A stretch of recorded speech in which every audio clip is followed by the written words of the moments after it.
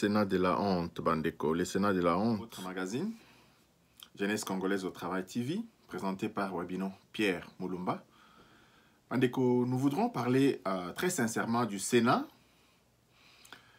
Nous sommes champions dans Makambu ya Koloba, Tozoloba. Nous parlons, mais en même temps, nous faisons déliper la solution aux problèmes qui se posent en République démocratique du Congo. Vous connaissez, je ne vais pas revenir sur l'histoire qui se passe entre Ntambo Mwamba et Bijou Ngoya. Les oiseaux du même plumage volent ensemble. Bali a raté, Toye bien, mais néanmoins, Madame Bijou Ngoya a montré son courage politique et son courage des femmes. Elle a porté plainte contre Ntambo Mwamba. Et nous attendons cette justice qui, hier, elle était à leur guise, qui aujourd'hui est véritablement de démontrer son indépendance. Et nous attendons tous la suite. Parce que ce matin, Mme Bijou Ngoya vient de confirmer sa plainte contre Ntambo Mwamba. Mais hier, qu'est-ce qui s'était passé à l'Assemblée nationale? Ce n'est pas véritablement de ça qu'on veut parler. Hier, un bouquet de fleurs a été présenté à Mme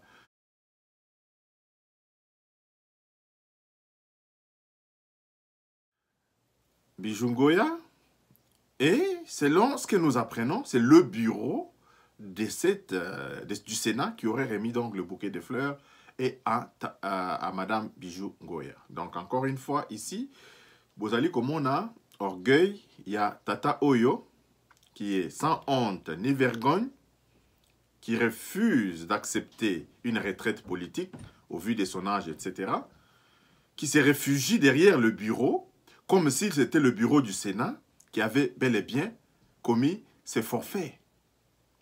Ezali bureau ya Sénat te mutu kometaki forfaiture oyo, ezali mutu oyo azali incarné présidence ya Sénat.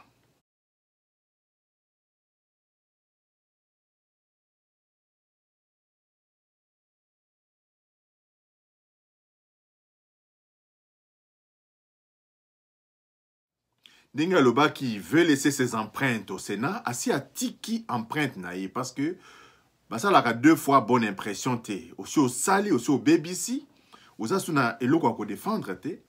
Mais vous avez vu avec l'acte d'hier que Ntambo Mwamba a une fois de plus démontré son irresponsabilité, son immaturité politique. Cela étant dit, Bandeko. Maintenant, revenons au fond de l'affaire. Le fond de l'affaire, c'est que Mme Bijou Ngoya a demandé une commission d'enquête, des éclaircissements pour la dépense au Salem Maki Nakatia Assemblée ya Sénat. Déjà hier, nous avons eu des révélations à travers Sonia Relais de RFI que misala ya réflexion ya Sénat ezalaki confié na moko ya camarade ya Kabila qui a une entreprise de construction. Et ce monsieur-là est un Indien qui a plus de 15 Antonov qui transportent. Nous ne savons pas très bien Antonov nae transporte Kanini et Kendagawapi, etc. Il en a jusqu'à 15. Et ces Antonov, selon les informations que nous avons obtenues, sont utilisés aussi par le gouvernement, par les Nations Unies, Donc, Mbongo ya Congo, ezali koleka toujours entre Bango. Mutuana, Aoutaki, Inde, depuis 1995. Il était logé simplement dans un appartement à Kinshasa, comme Moutounio Swapamba. Et du coup, à Bongwani, a commis milliardaire, a commis Naba Bongo Ebele, a commis Naba avion. Oyo, l'État congolais, a commis Peko loué pour Namakamunae Moussousou. Nous sommes dans un monde à l'envers, Bandeko. Au début de cette émission, je vous ai dit que Tozali n'a pas de solution, mais Tofandeli Yango. La première des choses, c'est que Lobby na Sénat va rejeter commission d'enquête wana Yamakambu Oyo Madame Bijou Ngoya à Sengaki. Cela constitue pour nous un véritable scandale politique. Comment est-ce que un Sénat qui a pour attribution de contrôler en dernier ressort le gouvernement. Le contrôle du gouvernement, nous savons bien que c'est révolu donc au Parlement. Mais les décisions du Parlement sont entérinées au Sénat. Donc, Bangonde, c'est une chambre des sages d'une république. Supposée, bien entendu.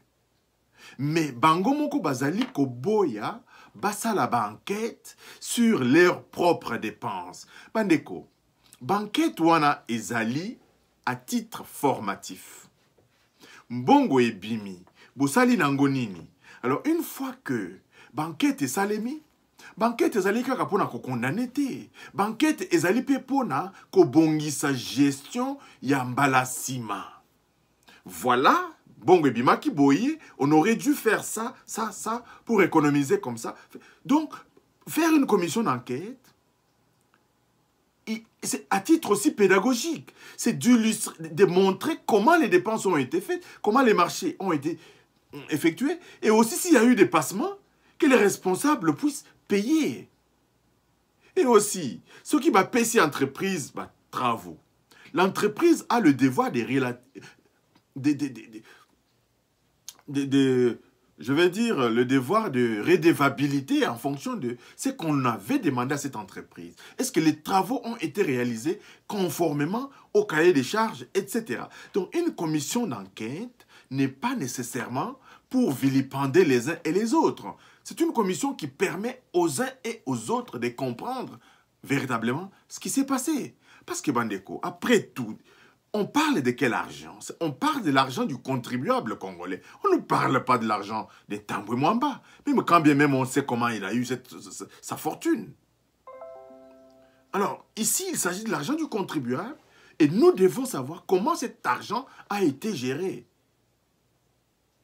Mais là encore, Bandeko, vous voyez l'irresponsabilité de ces hommes politiques qui se sont créés une chambre de retraite dorée, Baboyi qu'on mettre en place commission Oyo.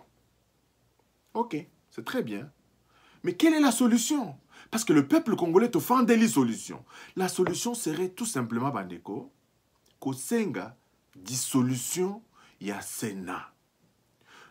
Le débat doit être mis sur la table parce que cette chambre a montré de fond en comble opportunité nango T. Et là, qu'ici, inopportunité nango, de fond en comble. Chambre oyo, ezali kosa la ligne. Et ben, tout, un petit calcul fait, nous économiserons environ 13 millions de dollars par année par rapport à l'argent affecté à cette institution.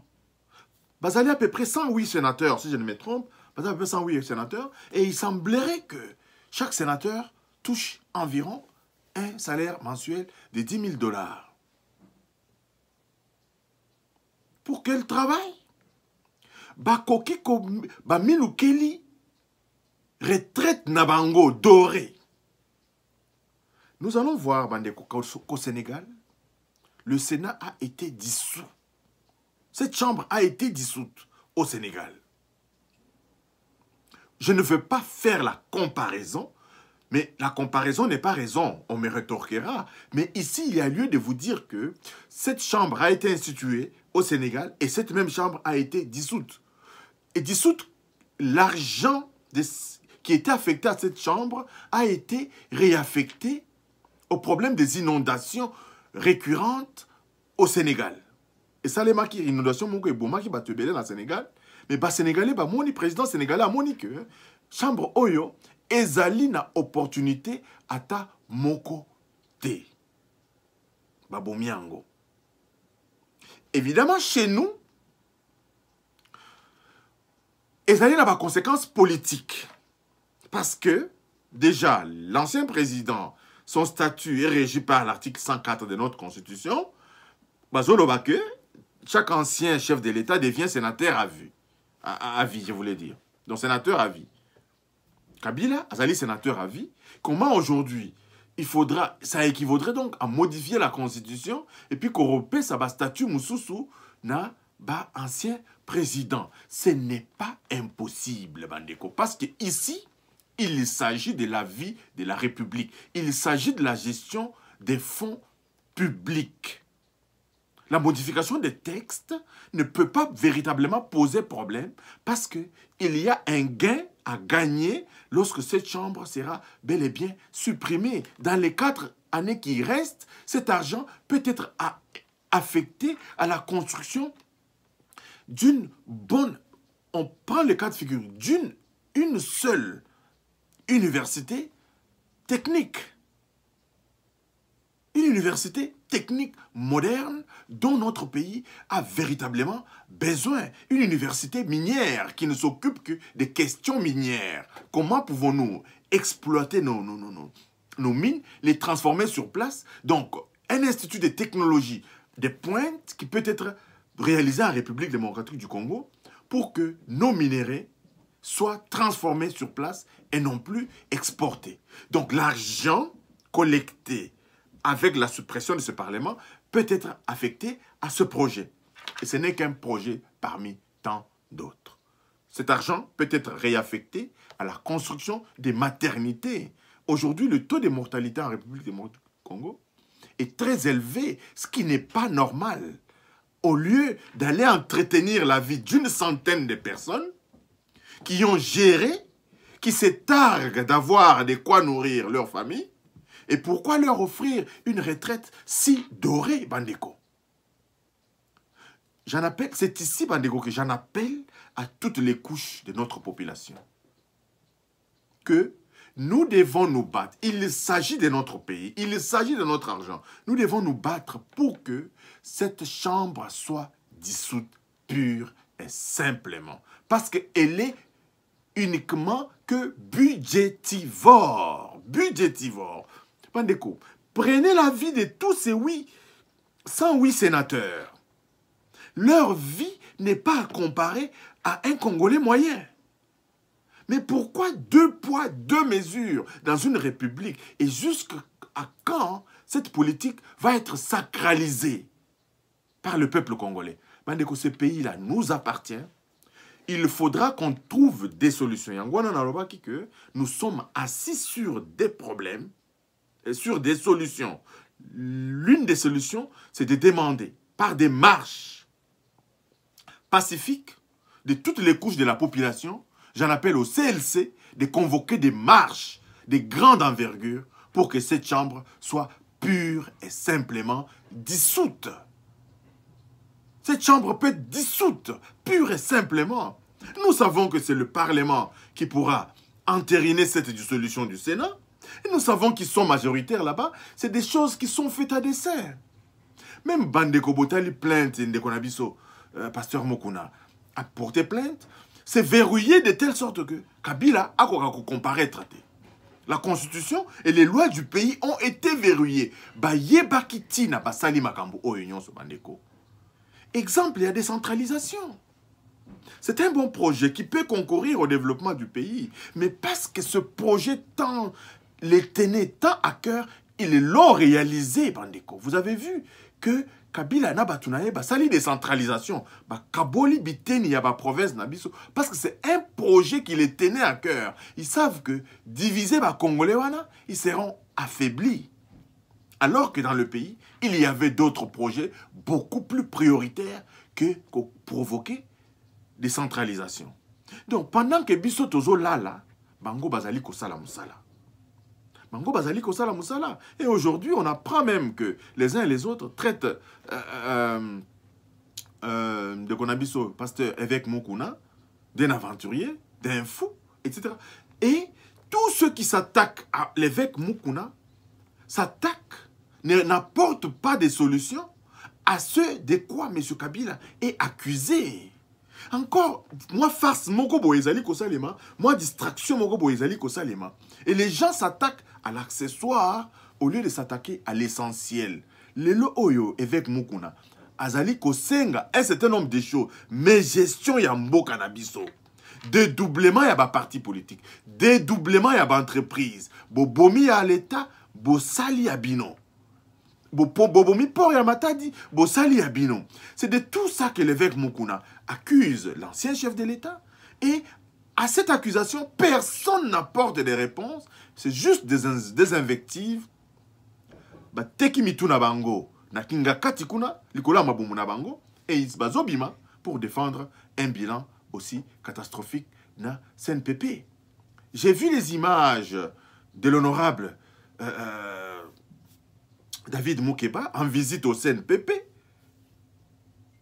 Le CNPP au campus de Kinshasa, en délabrement total. Et il y a des gens qui sont dans les médias pour défendre le bilan de Kabila. Kabila, non seulement, il n'a pas construit, mais Kabila a détruit l'existant. C'est de ça que Mukuna parle. Attaquons Mukuna sur les accusations. Les gens s'attaquent faiblement à Mukuna par rapport à son passé, qui n'a pas de passé. Hier, Mende était dans l'opposition. Hier, Mende, il a été connu grâce au président, à notre héros national, qu'il avait propulsé au titre du ministre de la Communication. C'est là que tout le monde a su l'éloquence et la maîtrise de la communication de Lambert Mende. C'est M. Étienne Tshisekedi qui l'avait promu. Donc Mende aussi a un passé. On ne peut pas s'agripper sous le passé de Mukuna pour distraire la population congolaise. Non, aujourd'hui on doit s'agripper sur les accusations de Mukuna. Mukuna accuse Kabila de quoi? Et moi je remercie ce courage de cet homme. Et je demande la défection de tous ces caciques qui sont encore accrochés à Kabila. C'est ce dont nous avons besoin. C'est ce dont la population congolaise a besoin. Lorsque le président Félix Antoine Tshisekedi a tendu la main le 24 janvier 2019, nous pensions que c'était l'occasion donnée aux uns et aux autres pour faire amende honorable à leur mauvaise gestion. Mais on constate qu'au fil des jours, le FCC met de plus en plus de bâtons dans les roues pour la bonne marche de la République démocratique du Congo. Nous avons des informations que le FCC a pour mission de ne pas faire décoller le développement de la République. Chaque mois, chaque fois, il crée des problèmes. C'est ici aussi, Bandeko, l'occasion de féliciter certains ministres du FCC. Il y en a qui ont compris que nous n'avons que ça comme pays et nous devons travailler pour les intérêts de la République. Il y en a beaucoup, je peux les citer, mais je ne les cite pas pour les protéger. Il y en a beaucoup qui travaillent aujourd'hui pour la République démocratique du Congo. Mais il y en a encore quelques-uns qui pensent qui ne savent pas encore lire l'histoire, le temps qu'il fait aujourd'hui en République démocratique du Congo. Je les exhorte à prendre les exemples des autres Bandeko.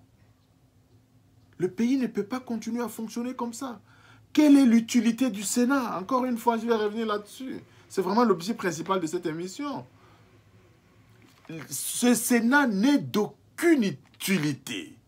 Le Sénat congolais n'est d'aucune utilité. Une autre loi peut être confectionnée pour réglementer les statuts de l'ancien chef de l'État, d'autant plus que Kabila lui-même, il n'a jamais siégé dans ce Sénat. Mais pourquoi lui attribuer les titres de sénateur à vie? S'il n'a même pas des avis à considérer, si ce n'est pas valider les candidatures des uns et des autres. Et quand nous savons aussi, Bandeko, les conditions dans lesquelles ces sénateurs ont été élus, sous une corruption à outrance, jusqu'à ce que le président de la République avait dit qu'on doit revoir le mode des élections, même des gouverneurs, etc. Donc encore une fois, j'en appelle aux sociétés civiles, non, nous devons nous mobiliser aujourd'hui pour que ce Sénat soit purement et simplement dissous. C'est la solution. Parce que les scandales, nous vivrons des scandales en scandale tant que cette institution budgétivore inutile qui regorge les pilleurs de notre société existe encore. Je dis bien que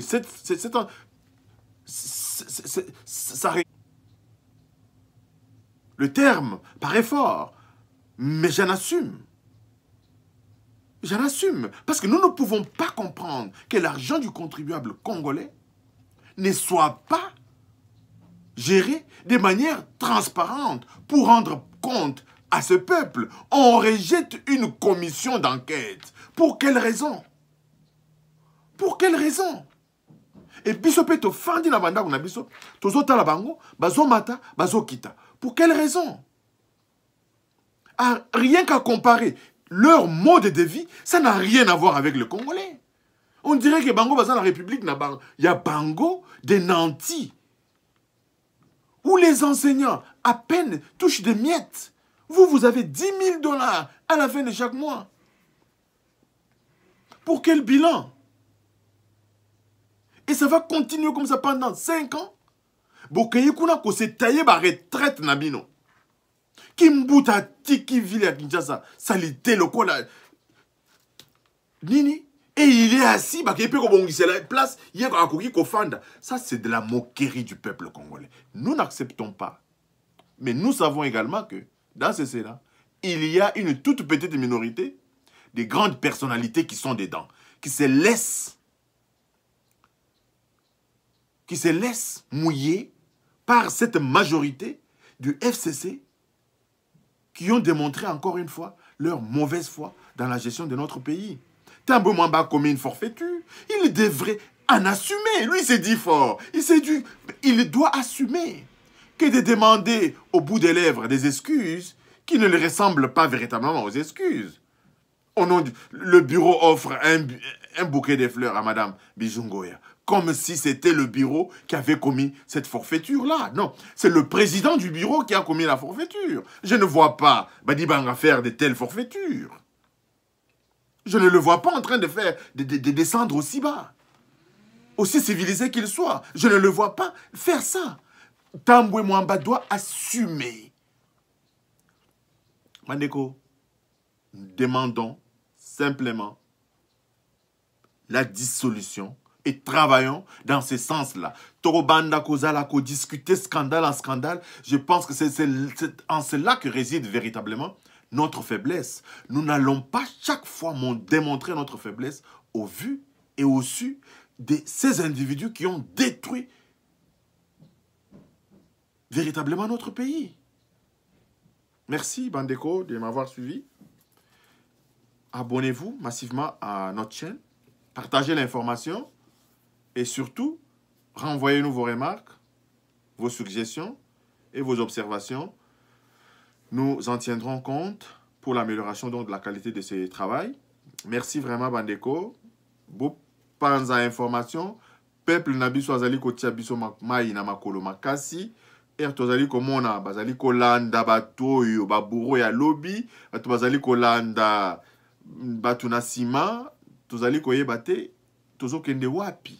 Pendant que les uns se battent pour na mboka ebonga pour na biso nyonso, mais on voit les autres qui annihilent les efforts des autres. Ezali pasi mingi autour de vous.